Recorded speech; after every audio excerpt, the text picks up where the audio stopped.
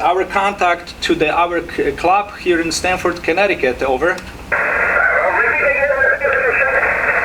I am presenting the remote control radio to the station club in our city, so everybody is listening to your great, signal. 59 plus. Over.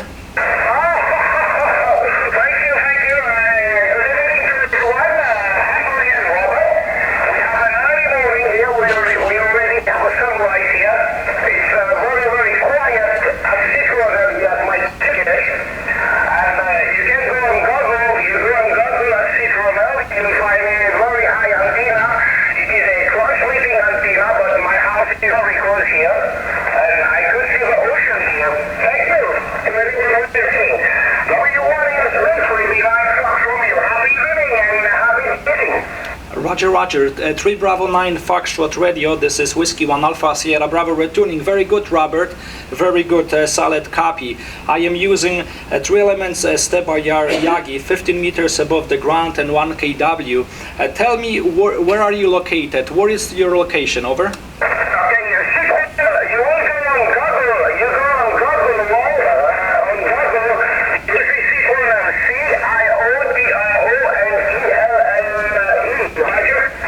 It's Rodriguez Island, Roger. Key West, Rodriguez on Indian Ocean. 73, good DX, my friend, and always good to hear east of Africa. 73, bye-bye. Bye-bye, thank you. Whiskey zero, right? Okay, so pretty much how that's, pretty much how it works. And like I said, right here, you can see the reflected power, the power, output. I can turn this, to the half, which is going to do, only 500 watts. So this I just set up, over the last weekend, and this, it's going to show me any errors, because this is really, it's very, advanced, amplifier, and it's pretty much, reads the transmitting frequency. This it only has 2 cables connected to the amplifier. It's called Expert amplifier, made in Italy. So pretty much, that was it. If anybody interested, make a contact, go ahead and do Rodriguez Island. You showed the power out is about 1,000 watts, 25 watt return. Do you actually show the SWR? The SWR, it's right here. I can see on the radio, because the radio has the SWR, it's right there, and my SWR on this antenna, it's pretty much, it's 1-to-1. It's barely, on 40 meters, it is 1.2, but this is very rare, chance it's gonna be. But let me just demonstrate one other thing. This is the 1495, okay? I can switch, let's say, to 18, and this, it's going to reach the frequency of the radio, and it's going to tune the antenna right there. I'm going to be tuned in a couple of seconds.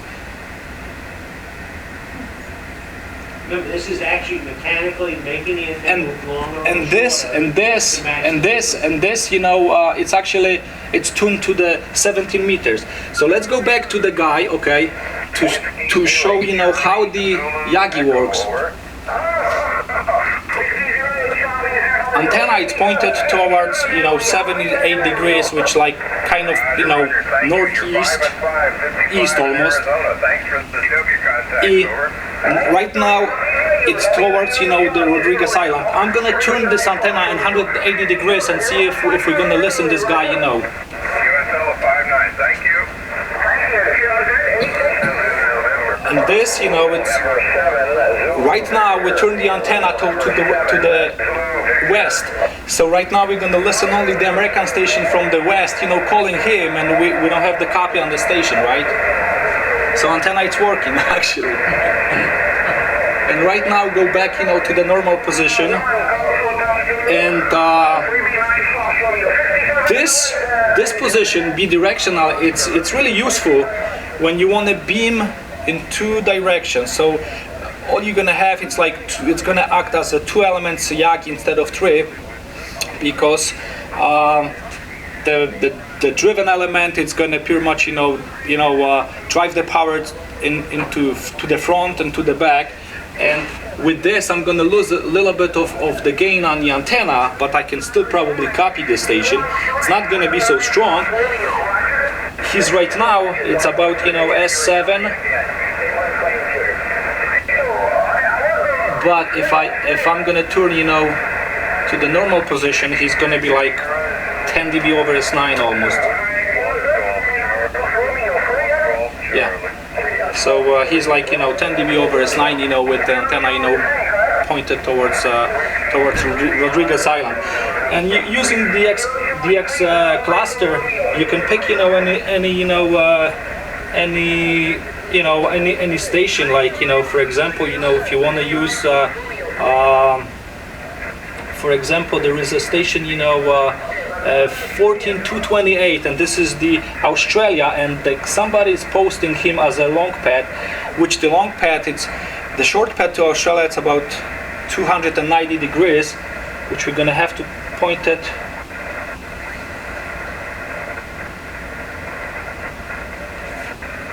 I don't know if we'd be able to copy him. Let me see. So 290, it's gonna be right here, so we kind of gotta be like 110. Oh yeah, there is a copy on his station. We can, I mean, somebody wants to give a try. This is a guy, you know, in Australia, and his call sign is Victor Kilo 6 Lima Charlie. That's I'll give you 5 and 7, 5 and 2, so that's not too bad. Okay, what's all? this is the guy, you know, up in Australia. He's about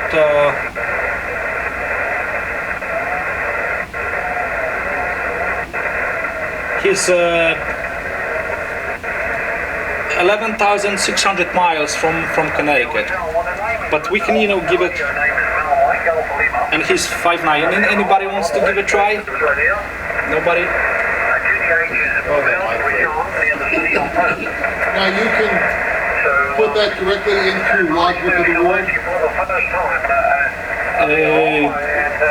The information from the QCell you just had. Well, I mean,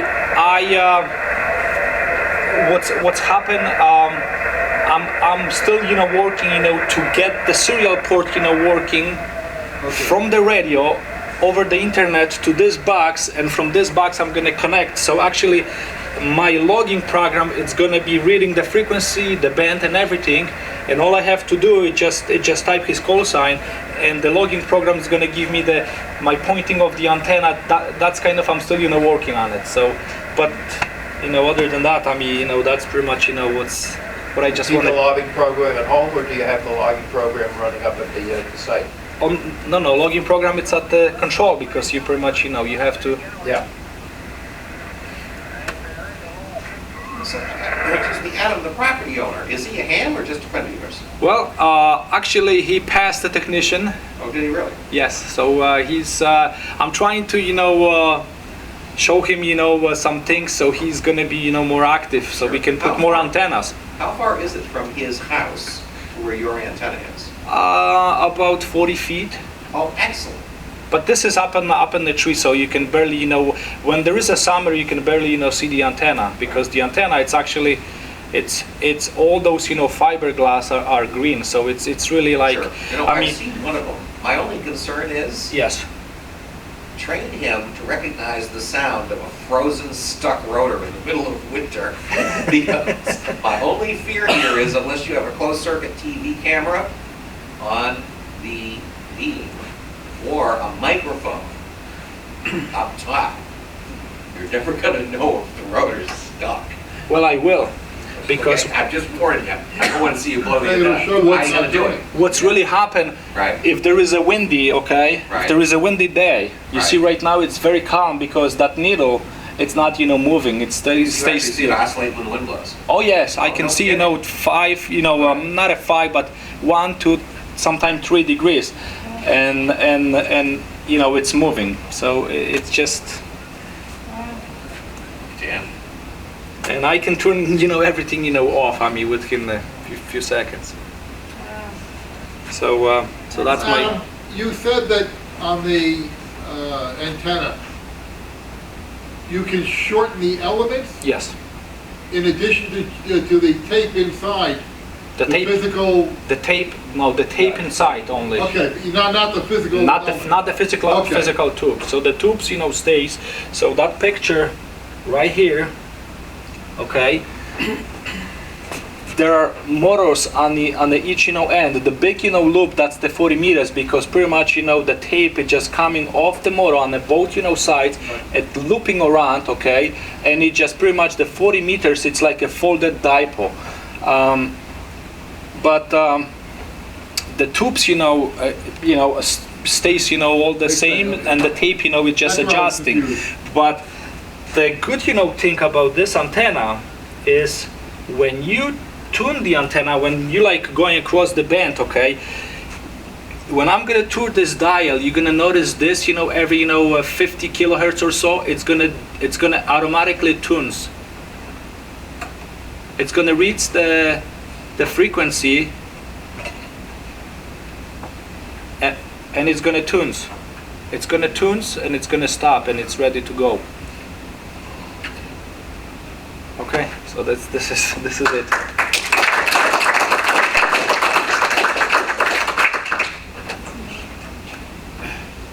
So when you're out working on your job, do you have bringing that with you and you can keep your contacts going while you're working? And I can do the two things, but I can do it as long as the internet. If It's amazing the amount of port. I mean, you can go just about anywhere with that and operate. yeah, and technically this is legal, as the ARRL says, as long as you're within the same DXCC, which really there are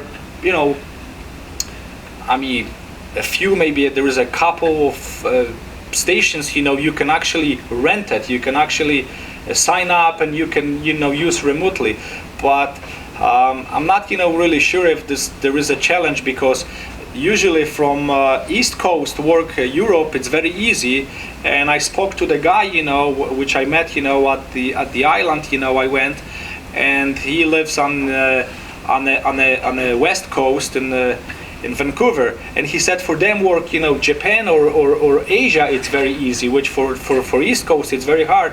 So which means like if your station is up in West work it's not good. But I think if it's limited to like from here to Richfield, it's about 20 miles in a straight line. So I mean it's technically I'm in the same county even. Yeah. You're talking about this for DX contest. Yes. For FCC roles, you could be anywhere and operate, correct? Yes. You can operate, and then pretty much like anybody using Echolink, it's pretty much it's the same. But from here I'm just connecting this control to the. It's pretty much the feeling from this control. It's like you have the radio under your table, and pretty much you're broadcasting What John wants to know is if he can operate your station from Virginia. Oh yeah, I mean this can be done easily. That's this you can hook up to any internet, and having your iPhone actually you can have anytime. But if you go to hotel, you can use the Wi-Fi and you can hook up, because there is a Wi-Fi inside the box. Actually, I just put it inside the little device. A rather obscure question. If you brought that up to field day, would we be able to use it? Well, I'm not sure if the IRL it's gonna be happy. The answer is no. It's explicitly. It's all to the 1,000-foot rule. And it's You can't operate remotely at field day. I'm not sure you've explained this to the boys. There's not a single ARRL contest that allows you to operate remotely. You're aware of that, right? Yeah. It's written in the rules of every ARRL contest, as far as I know, that you can't operate remotely. Now, I'll never ratchet. So is there a safety timer? Like, for example, you left your amplifier turned on. If all this disconnects, does that eventually No, die you out? have to do it manually. You have to pretty much set every single item. You have to turn off the amplifier, and you can see the temperature, you know what's going to be reporting, so it's like, you know where you are and everything. So I mean, as far as the safety, I'm assuming, you know, I mean, it's everything, it's because, you know, pretty much, you know, within all, you know, limits, I'm assuming, you know, if I'm not running a contest, so it's like a casual, you know, operation, so.